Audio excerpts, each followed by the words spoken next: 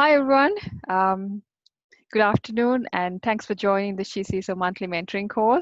My name is Chani Sims, and we're here today to talk about CISO talks, a lot of stuff, and how CISOs do their job, and also what challenges we got, and yeah, just have a good chat with Greg and Lynn, who are our guest speakers today, and we got Dida, my co-host for this webinar series. Just to give you a quick introduction about myself and Shishi. So my name is Chani, and I've been in the industry for about 17 years now. Originally started as an infrastructure engineer, and now I'm more into virtual CISO, auditing, ISO 27000, cyber essentials, and also CISO is kind of my passion. We volunteer a lot of time into CISO, and I'm also Managing Director for Meta Defense Labs UK and Sri Lanka. But I got an announcement from this month. I'm actually taking a step back, handing my role to Nisa for a few months because I'm on a quite exciting project with another vendor. And until that finishes, I'm going to take pass my responsibilities to Nisa to run the show. So Nisa will be doing that from this month onwards. And CISO, we got quite a few announcements. So CISO is an open giveback platform designed to bridge the skill gap, diversity gap, and the leadership gaps in the cybersecurity industry. We started off in 2018 with a 5-day boot camp, and since then we've evolved into monthly mentoring calls, meetups, and we just had our last meetup in May. It went virtual. Because of the current situation, we've decided to take everything virtual. So we are planning to have a boot camp also virtual. And I got two announcements today. One is we've just announced the bootcamp application, so you can apply for scholarships. And I'm going to send you the Eventbrite page to register and apply for scholarships in a minute on the chat. And the other announcement I would like to make is we moved to Slack finally. So if you'd like to be a member, we got about 750 members on the LinkedIn and then 700 something on Facebook. So there's quite a lot of people. It's very difficult to keep up with comms while you're doing a day job also. So what we decided, we're going to move to Slack. And if you want to join this channel, let us know. What I'm planning to do is I'm going to be sending a newsletter out to all of you who's registered today so that you get the links to go in and have a look.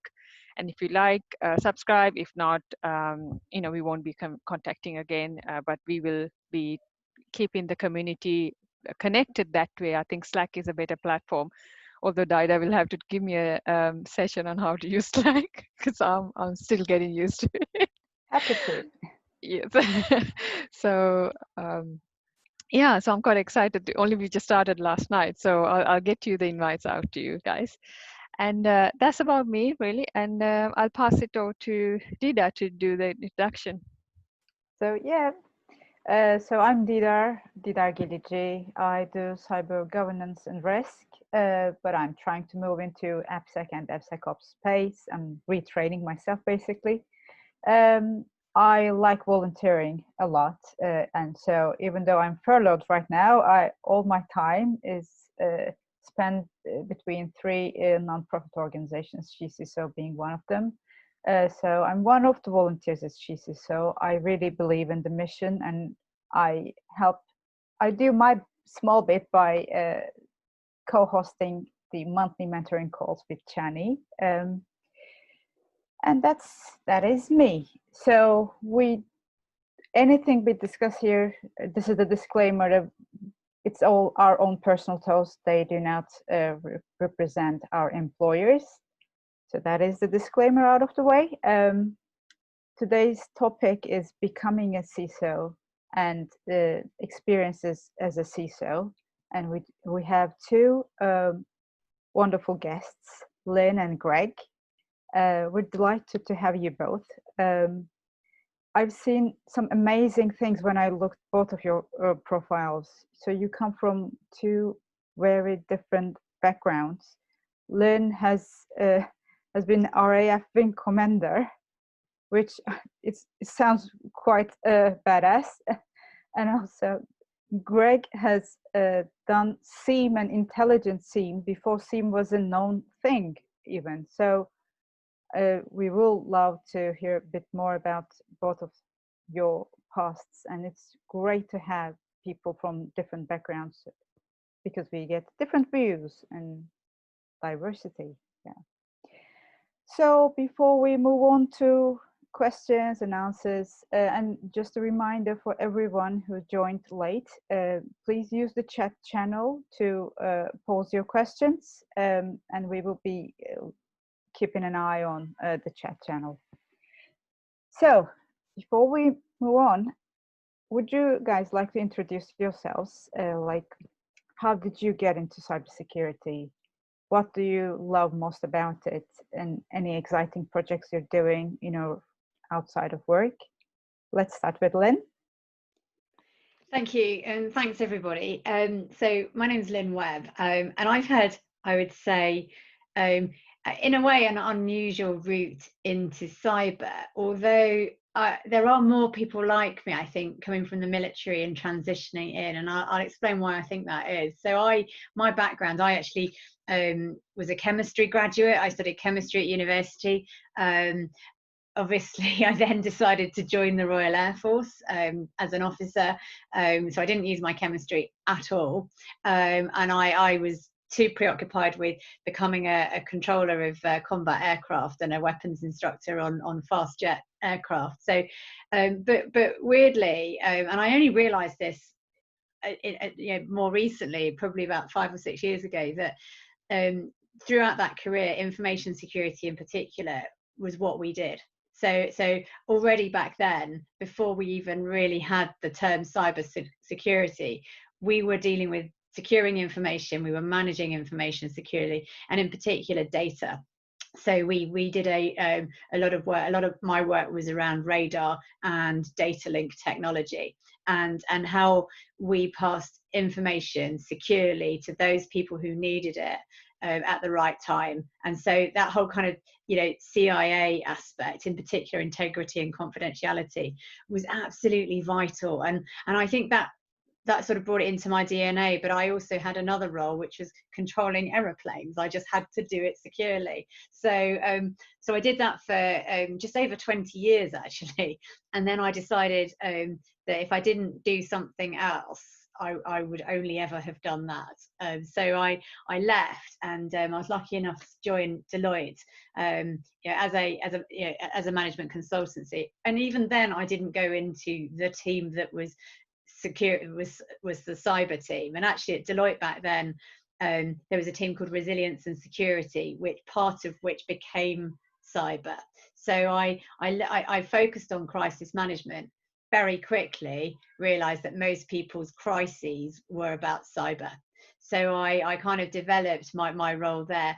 To cut a long story short, over kind of 7 years at Deloitte, I ended up, my last role for a few years was leading the cyber security strategy team. And what that meant was the work we did with clients around cyber risk management, a little bit around resilience, but a lot of the roles that I took on was as a virtual CISO. So over those kind of 7 years, my route towards becoming a CISO, I was learning different skills associated with the role, because it's a very broad role in most organizations, in my experience.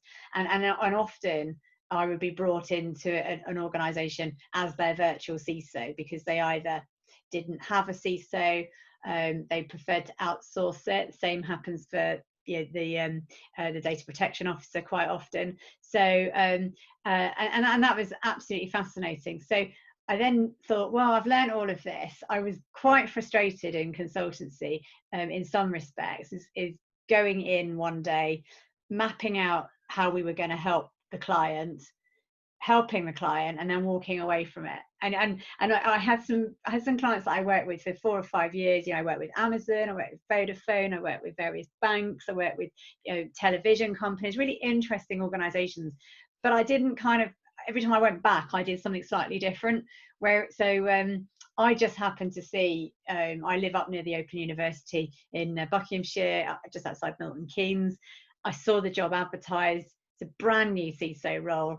And I thought, right, that's perfect. No one's done it before. They're clearly got board support, senior support for security, because they wanted to bring in a CISO. And I thought, what better opportunity than to grow that role and build it myself. So I only joined the university back on the 2nd of March. So I find myself, working on campus. They have a campus. For those of you that don't know, the Open University supports we have 190,000 students, all distance learning, 4,500 academics working part-time distance learning or distance teaching, and then 11,500 permanent staff. So it's quite a big setup and it's quite varied. And we're now all virtual and all working from home. So it's been a fascinating time to start a job.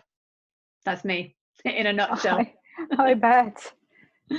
It's such a hard time. You just start a new job and everything changes. Well, we're gonna hear a bit more about those, I hope, later. So, Greg, would you like to tell us about how you get into cybersecurity? What's your current role, and what is exciting for you? Yes, of course. Hi from myself as well. So my journey into the information security space started as a desire back in the day when there weren't any specific bachelor degrees in the UK to do information security. However, UK was one of the countries within the European Union that actually had 2 masters in information security. So back then it was 2 universities, Royal Holloway and the University of Glamorgan. So I decided that because I want to do security, I decided I'm going to go to the University of Glamorgan. I'm going to choose the most hardcore computing course they have in order to do my master's in security, because they were very popular regarding this. So I decided to do software engineering. That was the only bachelor's back then. Move into doing the MSc computer security. And from that point onwards, given the nature of the project that I was doing, the work that I was doing as part of the information security research group, they asked me to stay and do my PhD with them. So I spent quite a few years in Wales at that part of my life. The journey into security came from a different perspective, because back then it was mostly information assurance and information security. And a lot of the teachings that we had from the real world examples, and it's really interesting that we have Lynn on this conference call as well, came from the military. So we were merging what we were doing as an academic study with what we were learning from the military. CIA was a big thing, and confidentiality, integrity, and availability. So we had people and officers coming on board to the university and sharing knowledge, operational security tactics, how do they do security management, how should we think regarding network security. So it was, we were doing the academic research, we were merging that with the real world in order to start creating and publishing material regarding how we should be thinking about in the commercial world, in the industry. How can we apply this kind of, these lessons that we are learning? During that time, when I was doing my master's, basically, the university was doing a lot of projects with government entities and corporations. So there was an opportunity for me to jump into a big project that they were working on how do we do threat assessment in real time, given vast amount of information. So I was very enthusiastic about it. So I ended up jumping in and starting working on the intelligent engine behind a huge project that ended up being something like 6 different PhDs coming together, putting the whole thing together to work as one. That was my academic years. when I finished my degree and everything, the industry was not that mature. So even though my specialization would be around threat assessment and working or building up security operation centers, it was not a thing back then. You would go into an interview to discuss, this is what I want to build for you. And it was not something that many people could discuss, and there were limited availability in the market. So one of the things that I wanted to do as part of my background was to understand how do we protect very critical infrastructure. And for me, coming not from the military, but from the other side of the world, it was how do we protect money? So I tried to apply all this knowledge. How do we protect payment systems? How do we protect banks? How do we make sure that what we have in our bank account stays there? And that was my first exposure within the PCI industry, and how do I apply security in that context? And how do we do pen testing, and how do we make sure that when we comply with the standard, we do it correctly? And the whole governance structure behind PCI requirements. Moving forward in time, I was involved in different kinds of cybersecurity initiatives as part of SOC teams, as SOCs developed, as part of leading security assessments in different industries. And I ended up going to EY. So here's another big four within the discussion. But one of the things that led me to this, it was the next step again for me to, after protecting the ecosystem of payments and banking, it was going one step further and understanding how do we protect security of an organization within the boardroom. So my role within EY allowed me to advise and review the whole cybersecurity structure of a company or an organization, given the context of the organization, because an organization has different priorities and risk prioritization when it comes from the oil and gas industry compared to consumer products, okay? So given that, I've helped them building a model on how to measure risk maturity, and apply this in a deal perspective, in a merger and acquisitions. And now, after 20 years in the UK, going through all that journey, I've recently, almost last year, moved to the UAE, helping shaping, I guess, the cybersecurity in the country by doing a lot of work in the public and the private sector. And within those responsibilities, Expo came along. Expo needed a CISO. It was a very good opportunity to provide this as a vCISO. So now since November last year, I've been looking after Expo, trying to secure it. We were hoping it will take place in October, but due to the pandemic, we are shifting everything to next year. So I guess it gives us a little bit more time to prepare, but it gives us a lot of responsibility to make sure that we get it right. Otherwise, that period of time won't be very helpful for us. Well, good luck in this environment. Yeah. It seems. Oops. Sorry, I put myself away. Seems like both of you landed on new jobs, and then the quarantine and the lockdown happened, the pandemic. How do you find that change? Because normally you're used to, okay, going to work, getting to know the business and understanding how things work. Now suddenly you're at home trying to learn a new way of working. How do you find it? How do you adjust to that culture? And then also make sure that you're not having a breach in your organization. Lynn, would you like to? Yeah. I think you have to hit the ground Is that running. a question for Lynn or myself? I'll ask Lynn first, sorry. I think you have to hit the ground running. I think for me, it forced me to prioritize, and I think you have to also have a degree of confidence that actually no one else is looking after security, so you have to push yourself forward.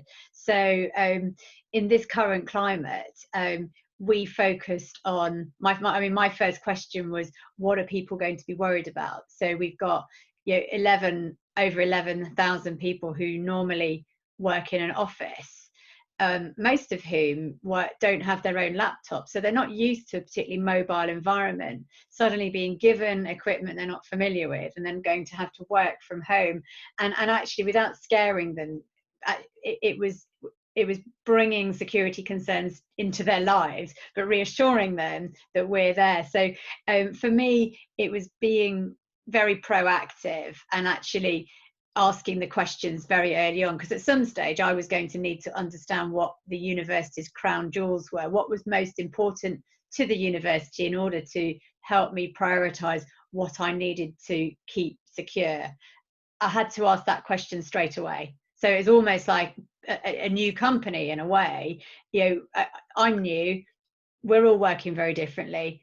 What do you want me to protect? What are you most worried about? So I went straight in at board level and said, you know, just help me understand this, and then keeping those conversations going. I think you working like this, especially being new, I've had to over communicate, so create some structure around the communication so that people are expecting to have a conversation about security, and overdo it. And I think now, kind of 8-9 weeks on, we're sort of easing back because we've defined a new normal. Our cadence seems to work, but it was very much hitting the ground running, being proactive, I think, at the start. Greg, what about you? For myself, I was lucky in a way, because the whole security architecture of Expo was built behind that logic, that we will have thousands of people working remotely.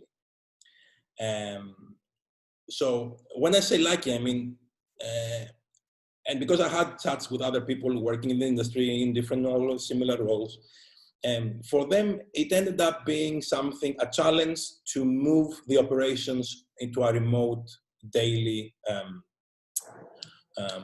workplace. For us, we had that in place already. And the only thing, so we had the 2FA, we had all the little bits and bobs, the technical requirements that would be necessary for us to be able to work remotely. And we had people working remotely. So for us, it was a lot easier to do that shift. We took us about 2 days to make sure that everything is good to go. From the moment that we were giving the mandate that we have to move to a remote working environment. And what we did is that we tried to focus a lot on security awareness. Like, you're going to be working from home, and you are going to be receiving a lot of fraudulent emails. You are going to be receiving emails that will try to take advantage of the situation. You will try to make you click on things that you shouldn't. So we started sending emails to the employees before that thing exploded, telling them that make sure that you don't do this, you don't do this, you don't do this. Make sure that this is the case. This is the only thing that we could do. And we tried basically to lock things down from that perspective. Like, we wanted to make sure they know with videos and online sessions, if they suspect something, let us know. So as soon as possible. So that was my experience in this case. Is there anything that keeps you up at night because of this whole situation? This is a very interesting conversation. I've seen comics that people do where there is like the CEO is sleeping, the CFO is a little bit of worrying. I don't know if you've seen this, and the CISO is not at his bed. Like, keeps you up. Doesn't sleep. I would say this is a little bit misleading. Like, from the point of view that, to me, the biggest challenge is to find something already in place and not have the ability to change it. Like, for example, if I take the university, because I've been in academia, so it's not an example for Lynn in this case, it's from my previous experience. If you are in a university and you try to change things, there will be situations that people will not allow you to change things. And you will have to find the middle ground. You need to find the golden section, as we say, to meet the requirements, address the risks, try to see what you can do with the budget that you have and the people that you have. Sometimes it's not a technology problem, it's also a people problem and a process problem. If you find something that is, you get a lot of resistance in changing things, then it's more problematic than actually having something you can take decisions and you can say, I want this to be done this way, this way, this way, this way. It's not a problem to fix something that you're allowed, but as long as you're allowed to fix it, are allowed to take responsibility, to take ownership of the problem.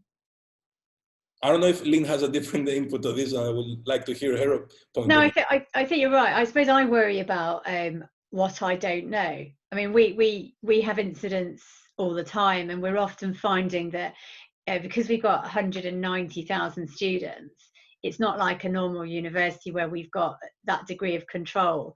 But we have requirements, security requirements, and because I'm new, what I worry about is that there's things that I don't know that may well be vulnerabilities. I suppose in the situation more generally with a crisis, with the pandemic, I think everything is changing, isn't it? And I think in some respects it's a really exciting time for people in our field, because we are absolutely being able to demonstrate how security is an enabler and how it's helping people do their job as opposed to stopping them do their job. So I suppose things that keep me awake at night is if we are potentially needing to put something in place that stifles that, and especially at a university. So I've learned very quickly to work very closely with the faculties at the university, and STEM in particular. So I'm now going to be a part-time tutor for them, and I invite the tutors and the head of cyber in particular. And interesting enough, our head of cyber, so our head of our cyber degree curriculum, is a female, and actually that's just been fascinating. And she'd probably love this kind of forum. But we talk about what opportunities COVID-19 is actually presenting the innovation space and the academic space. And I suppose I have a nightmare that we might have to do something that stifles that innovation, or we don't put enough protection around it and something groundbreaking and in the public interest actually doesn't happen, or leaks to the wrong person, because obviously the bad guys are out there even more now, unfortunately, because their attack surface is even bigger. So I suppose for me it's a combination of being kept awake because I'm new in the job and I don't know what I don't know, but also security. I'm a real fan of it being an enabler, but I just worry sometimes that because of so much uncertainty, it may become a blocker, which we really don't want. Yeah, I think that's something that I've also had pretty much most of my life, the paranoia of not knowing what you don't know. It's like makes you really paranoid. I mean, we got only few computers within us, but it's still like thinking, oh my God, if something goes wrong, if someone's hacking us, it's just like always thinking about it. And I think that's a valid question when you have people working remotely. I had one business owner comes to me recently and saying that they invested a lot of money in buying desktops for their users, and suddenly this happened, and they panicked and they couldn't decide what to do, so they had to ask people to work from home, but working from their laptops, and all his data is now on personal laptops, and he was so worried. And then this project businessman has gone and asked the IT company to make it secure, and they messed it up even more, setting up VPNs that's routing through unnecessary places. So I think these are a lot of these kind of issues businesses are facing. This is due to quick digital transformational projects nowadays. Everyone's trying to get things up and running, but are you doing it securely? Are you creating that awareness and the culture and enabling people to do that securely is I think it's a massive worry. I think there will be a lot of data breaches after this. Maybe we still don't know. A lot of companies probably doesn't know that it's happening, but I think um, I mean, I was reading that articles around this next generation ransomware now. I mean, it's not just, they're going into stealing data plus selling it, and then it's I don't know how you can fight this kind of things if you don't have the right culture, right? I think Dida's got a question. Would you like to ask, Dida? Yeah, sure, but it's going to take us away a bit from the COVID and take us back to the CISO track.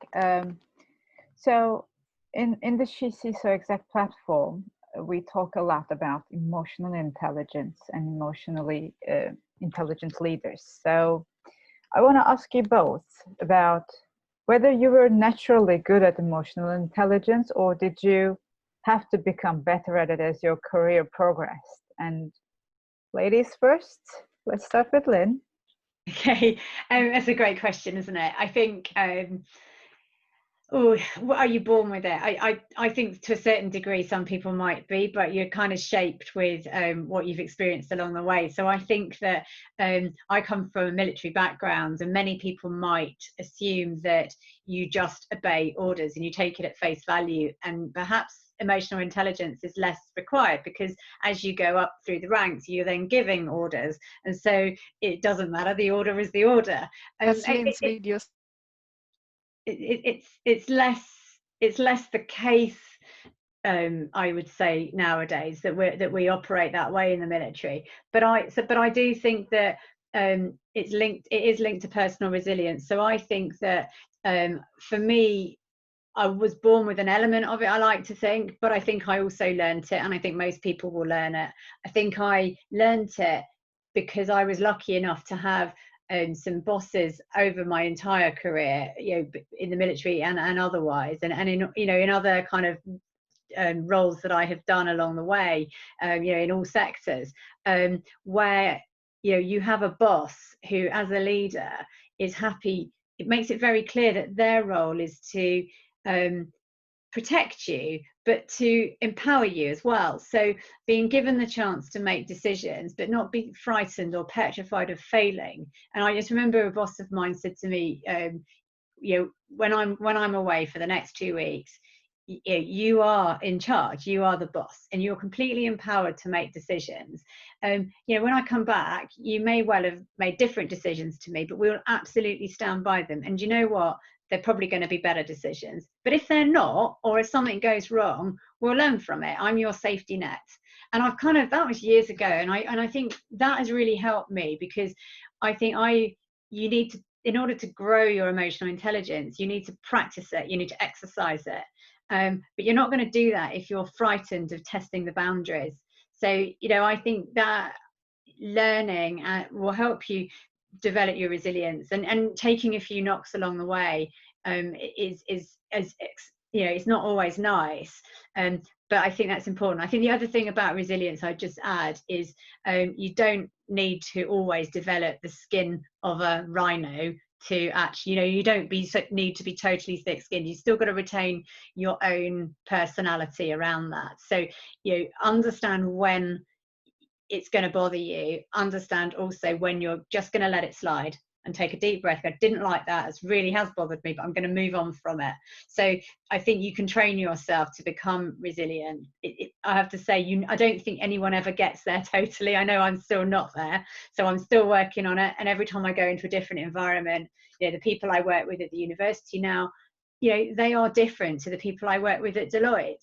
There's it's that diversity thing which brings real value as well. Great, thank you. How about you, Greg? I totally agree with Lynn. I mean, she's coming from something that her answer basically captures exactly what I would say, to be honest. So I totally agree with her in this.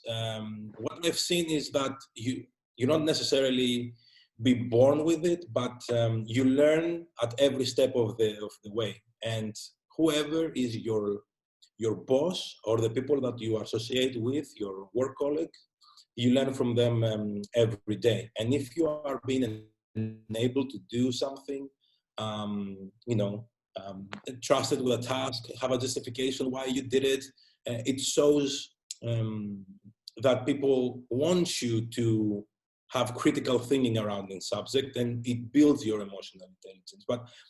And to be honest, different people have different levels of emotional resilience, right? And not all days are the same for everybody. This is something that we need to understand. And once we understand this, I believe this is what differentiates people managers from people leaders, from people's mentors, in a sense. We see people, for example, that they will make a phone call to check on their employees. They will try to see up to what level they can stretch them. We see that they try to appreciate when they're going above and beyond a particular task. But yeah, everybody can do this. The real element behind the emotional resilience is to be able to develop this understanding and know, especially if you are managing people, what is that breaking point and why, what can I do not to reach that breaking point? So, I mean, you need to step into the employee's shoes. I believe that I've learned this by looking upwards and looking downwards at the same time. So what do I see? What do I like from other people doing to me in order to allow me to progress? So I'm going to do the same thing to the people who report to me. So I believe this is something that makes total sense, you know, if to learn as we go along. Great.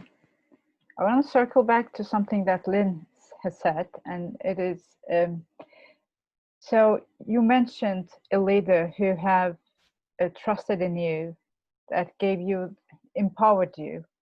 So probably that was a manager, but he or she has also mentored you. So what type of other support systems have you developed during your career? Did you receive coaching, for example, or professional mentoring?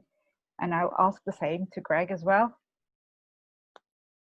I think I think there's different types, and I think in different roles I've been in, it's been formalized to differing degrees. So I think for me, it's a combination of things. I did receive coaching initially, and I probably didn't know it at the time. I certainly had mentoring as well, and only perhaps more recently have I realized what the difference is between them. And I'd also throw sponsorship in there. So certainly when I was at Deloitte, we did a lot of work around this for our women in cyber teams, but also women in business, women in leadership. We had a lot of initiatives that we were developing around this.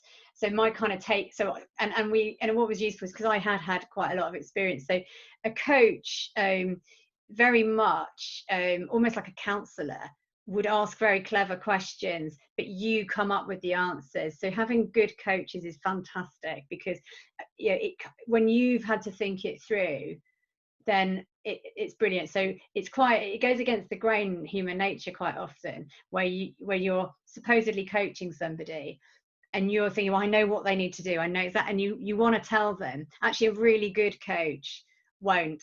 They will just let you come to that conclusion, and it may be over a half hour or an hour session you only come to one conclusion or something, even though the coach knew what the answer was 5 minutes in. So for me, having somebody that will help you do that is really important. So I definitely had coaches. I had mentors as well, and I think you probably have a selection of mentors, or I would certainly think so a mentor who is more likely to say, actually, it's okay to feel like that.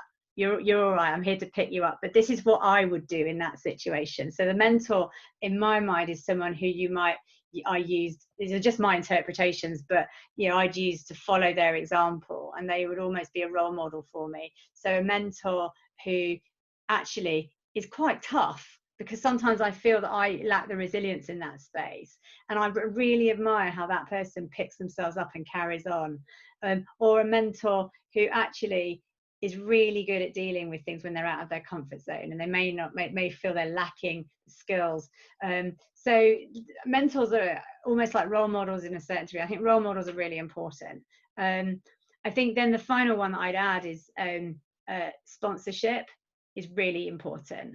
And actually, back in the day, you know, I mean, I think men used to do this so well. You know, junior men would arrive at a firm of some description, they'd go and play golf with their boss, and their boss would look out for them. And what a sponsor does is make sure that your name is heard in the right places.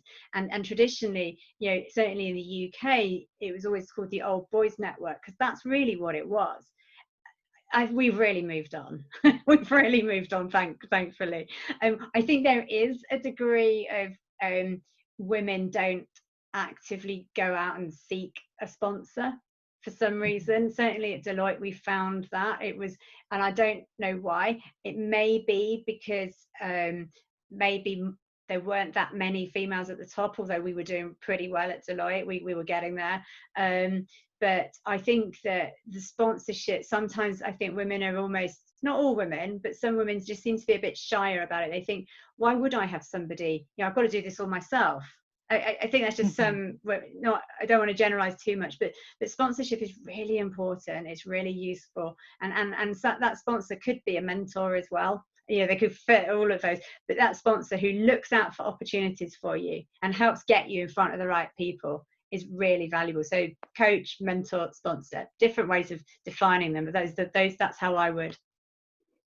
Great. I think I had all three in my life. I've been so lucky. That's really lucky. Yeah. And one thing to tell to our community, just a note from me. So coaches, when they go through accreditation, they have to give 10 free sessions to people. So if you know anyone around you who's going through coaching accreditation, just go talk with them, and they would love to have someone who they can practice with. And Greg, so what type of help did you receive during your career? What type of okay, this is interesting question. I was lucky and not lucky in that sense. My personality was always towards observing people. What do they do? So if I liked something, and I would say to myself, you know what, I want to do this one day. I want to behave like this. I admire that, so I want to do that. It was not that easy to find guidance or mentorship or coaching back in the day. The best way you would hoping would be get some good advice from people actually who knew what they were talking about. Today we see this mentoring being passed to everybody easily. My one comment regarding the mentoring is that not all mentors are for all people. So when you are the mentee, allow yourself to choose your mentor by allowing your mentor to choose you. What I mean by this is, so that you appreciate someone you would like to become your mentor or the person that you go for advice, but allow that person also to see if you are the good fit for them as well. Because I've gone through that journey of doing it myself as a mentor, but I had to choose who I'm going to become the mentor of. And that made a huge difference, because they had a particular mentality, they had a particular way of thinking. I'm not saying the same, I'm not saying like-minded like myself, but I like to work with people that actually demonstrate that they want to go themselves the extra mile to learn, that they're not expecting something ready-made, served to them, right? They want to ask you for an advice. How can I do this? Or where should I look for that? And they will spend the time and they do the effort. They will go in, they will study, and they will come back with a real question. They will not come back with expecting food to be served to them. You know what I mean?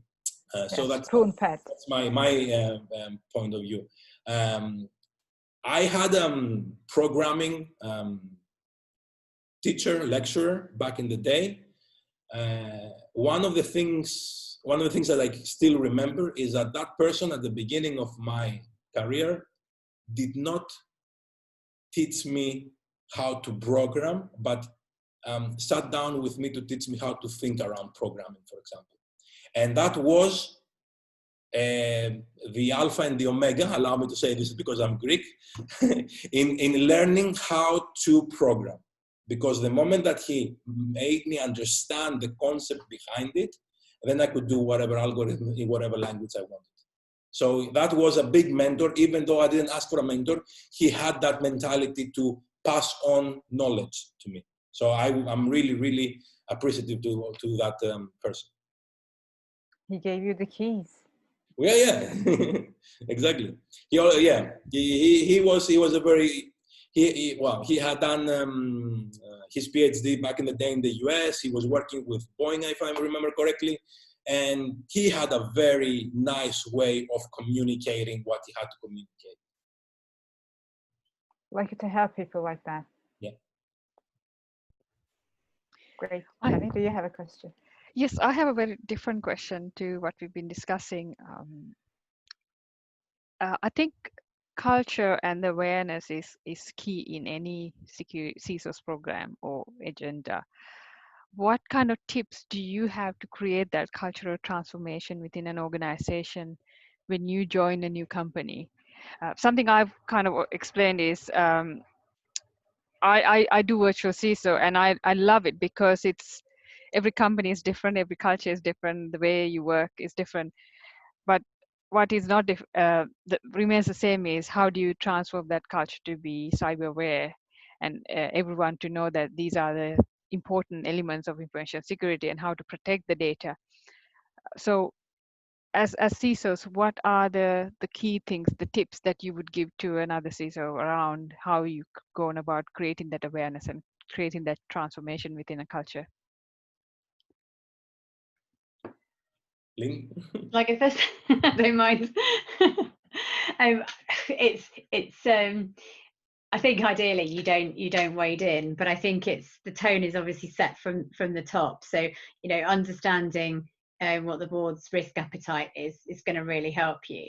I think understanding what the differences are within that organization is important, but I think there's some very straightforward things, and I like you enjoyed the whole virtual CISO piece and consulting because you do get to experience different cultures. So I remember doing what was on paper the same piece of work, so establishing a cyber risk management plan, or creating a cyber risk management plan, and part of the program was also to design a training and awareness program. Same piece of work essentially for two companies. Both companies were broadcasters, so they were both television companies in the UK. It won't be difficult to work out who it was. One of them loved everything written down. They were quite public sector in there, they were very traditional. So when it came to writing their response plan and conducting training about it, they wouldn't even start to manage a cyber crisis until they'd got all the manuals out. Whereas the others, basically, they would fight a crisis just using their iPhones. And so understanding that degree of difference when you get to an organization is absolutely really important, because when you design what I would call interventions or activities that are going to help improve people's behaviors, there's no point in designing a whole suite of online training if nobody's going to bother learning it. But actually maybe they respond really well to webinars, or maybe they want a big desktop, maybe they're much more practically focused. So I think the way you do it is you just kind of, ideally, says she who started a new job 2 weeks before everybody had to go and work from home and said, I've got to hit the ground running. I think ideally you take some time talking to as many people from the main business as possible and find out what makes them tick. It's never an overnight solution. And I used to love doing security culture pieces when I was at Deloitte for this reason, in the fact that it was a real challenge, because it's so much more than training. But a lot of boards think it is just, let's just give me some online training and then we'll do it. That's compliance. That's not going to address the cultural change. So I think the only way to do it is just absorb yourself in the culture and work out. You know, I know at the Open University now that I will get different results with finance to how I will get from the psychology department. You know, I also get the different culture depending on the nationality of the person I'm speaking to. So we've got an exec dean of one of the faculties, and she's not a scientist at all, but she comes from an American university. And as far as she's concerned, security, she says, I don't even see why it's optional. Why are you making it an option for these people? So I think different cultures have different levels of buy-in as well. Not a very straightforward answer, but it's a difficult question. It is true. You need to work with the people that you get, and it is apparent that due to the different cultures and the different mentality that people come from, it's difficult to work with everybody at the same level to define, for example, security across an organization.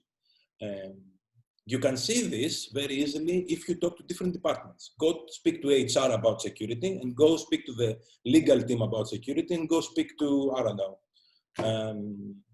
to a different execution team that you might have in your organization. They will perceive it in a different way. For them, security is something completely different to what it is to us. From my perspective, security is defined once we, as leading the space, we define what is the irreversible point of the organization. So depending where we are operating within, we need to set the barrier and say, you know, this is acceptable, this is marginally acceptable, and then everything beyond that, it's not acceptable. And you have to make them understand why, and that is not only the business at risk, it's their own data at risk as well. It's something that most employees do not understand. Then you need to make them care in order to meet you halfway. Something that I usually say is that anything that has to do with security culture, for me, needs to follow the 3M in cybersecurity culture perspective. And this is the mentality, which you need to understand first, talk to people, and try identify those unknowns that you need to change. Then leads to mindset, explain to people what you're trying to achieve, why, what would be their benefit, and why it is in the best interest. For example, explain to them that you're protecting the business, you are enabling the business to do business in a secure manner so they don't lose their job if the organization gets hacked. This is something that people don't realize. And then it leads to maturity. Understand where you have been and where you want to go. What is the vision of the organization? So for me, are those 3 M's: the mentality, the mindset, and the maturity, which are completely interconnected. And to be honest, they go into a circle as well, because once you reach a level of maturity, you need to go back again and reassess and reapply the rules in order to become better and better and better. That's my perspective regarding the culture and the mindset. And with your current experience, so you spent time in the UK and now you're in a different country. How do you see the differences between them in your model? That's a very interesting question from many perspectives. I could go on for hours on this. So let's take this from a spherical perspective. The UAE is composed of mostly of people who are expats. So in order to fill in those positions, people come in from different backgrounds, different mentalities, different cultures. You might have someone who have worked at the same company in different countries completely, from Australia to Asia to Europe to Africa to the US, and they will come in with completely different understanding of their responsibility, even though they're working in a different department. They will come with a different perspective. You might have people, coming from a different cultural background that is reflected into the business. A big differentiator, I wouldn't say differentiator, something which is completely different here. And this is because they haven't given, I think, the right amount of importance to fix it, is that they still consider IT being the head of everything that has to do with technology. We did that shift in Europe ages ago. We understood that IT is one thing and security is a different thing. They need to coexist, but one complements the other. Because they have invested a lot here, I believe, into the technology to become a digital nation within a short amount of time, people have invested a lot in IT. So when it comes to security now, they are refusing to adapt it. So they turn around and say, the IT head is responsible for whatever the security department will do, and they will decide. And the IT don't want anyone to mark their work. They want to say, they don't want anyone to go around and say, your system is not securely configured. They don't want anyone to say this. So that, going back to your question, is something that I get to see a lot here. And they need to understand that the IT is not in charge of the security of an organization. Mostly because they don't have the background to do it. And the technology, the security of the technologies is changing so fast that you need someone who has the expertise, the background, the mentality, even the mindset to work with security. Are there like regulations that force the first, second, and third lines of defense and governance? The regulations are the bare minimum. It's as Lynn said, if you want to tick a box, yeah, you can tick a box. If you want to do that exercise, that's fine. The thing is, what do you do? How are you going to go above and beyond to make sure that you're not going to have problems? How are you going to go and secure a business where no standard or no regulation will tell you exactly what to do in this particular situation? But sorry, go on, sorry. Dita. If they had like big fines, that they might have changed their mindset a little bit. That's why I thought regulation might play a role. Let's go back to Europe for a second. The fines are coming now from GDPR. So if you have a data breach, you're going to get fined. And now we care.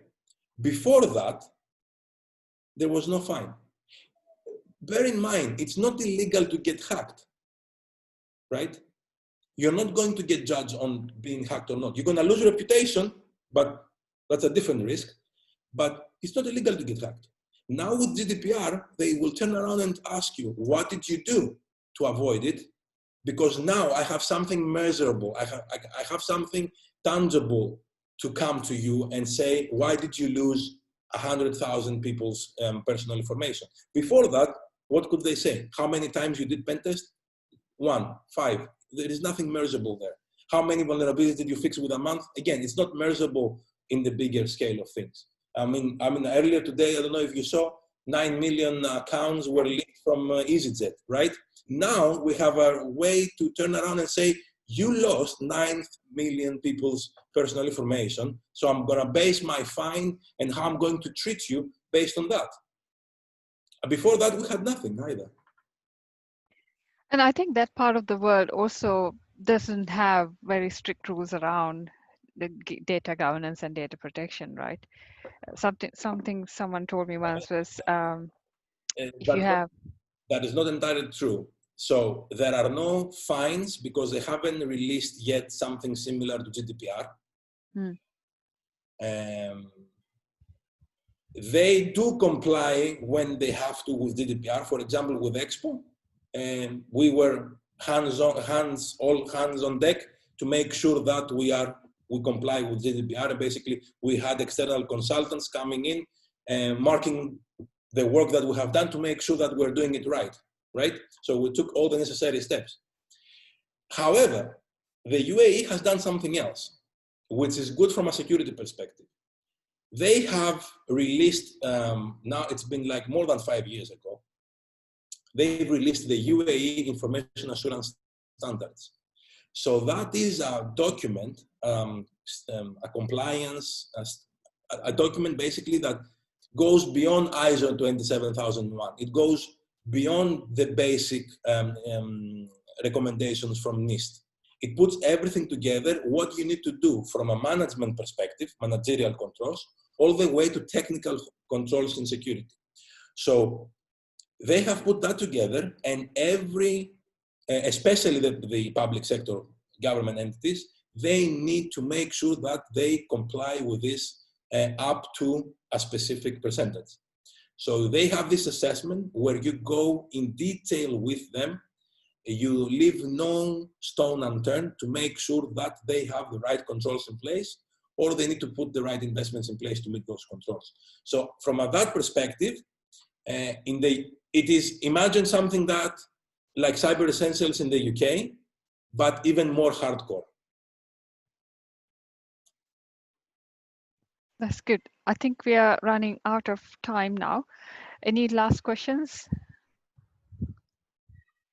From the audience, does anybody have any other questions? I've been managing the chat line, so I've had a couple of questions, and but I just wanted to tell you, thank you so much for joining us today, Greg and Ling. And it's been, I know I disappeared for a while, but it's been nice having you both. And I wanted to remind everyone one more time that we are now moving to Slack, so you can join our Slack community. And we also just advertise or publish the Eventbrite page to register for your scholarships. We are also looking for speakers. If you like to speak at the event, please also register. There are quite a few tickets actually you can register for, and please do share with your networks and colleagues. I think that'd be great, and we are really looking forward to having you back next month on the call as well. And webinars that we recorded on our YouTube channel, so do go and check them out and also subscribe. And I've got another quick question. How about vulnerability management, how to prioritize? I think that's going to be a separate discussion with the time given. And any last messages from you guys? I would think for me, thank you. I would say the CISO role is really broad. So don't try and become an expert in everything, but think about, how you can know somebody who's an expert in most of it. But pick your area. I think really the CISO role, don't forget, it's a privilege, and it's actually a senior role. So the priority is really understanding what the business is all about, because then you can tailor your security around it, which does definitely link to how you prioritize around vulnerability management. What's most important to this business? And if you can kind of understand that, you'll have the right focus for the role as well. So for me, those are my kind of parting words, really. Yeah, I would totally agree with this. It's the first and foremost is to have a sense of responsibility of what this role entails. You might come from different background into that particular role. It's okay, it's fine, as long as you know what you're protecting and why you're doing it. To be honest, something that I do say to friends of mine is, don't make it a target in your career to become a CISO, but make it a target to become a cybersecurity leader. Take that organization, that company, whatever the challenge is, and make sure that you can secure it from a 360 perspective. That's it. yeah. Don't put labels. It doesn't really matter. Today it's Chief Information Security Officer. Tomorrow it might be Chief Cybersecurity Officer. Try to be into that mindset. Yeah, I always say that you have to be a better leader, take ownership, take responsibility. You don't have to be technical in every area, because there's no such thing, and you can't be perfect. But you can have people around you working and giving that support, experts working for you as a CISO, and that enables you to do a better job rather than trying to be good at everything around a CISO, because I don't think you can find a CISO who knows everything in this field. So I always work with a lot of technical people. I used to be a techie, but I don't get involved in a lot of technical things. But I have people I go to when I need help, the architects, the pen test people. And if I don't know something, that is not to say that I'm bad at it, but it is to go and find that expert and get that better advice and make informed decision. I think that's what really matters as a CISO.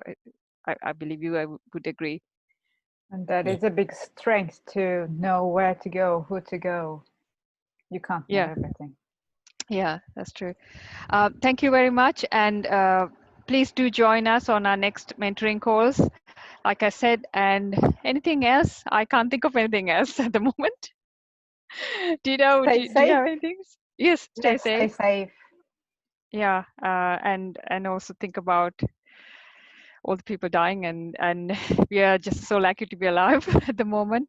And also follow the rules, stay safe, and save lives. Thank you very much, everyone.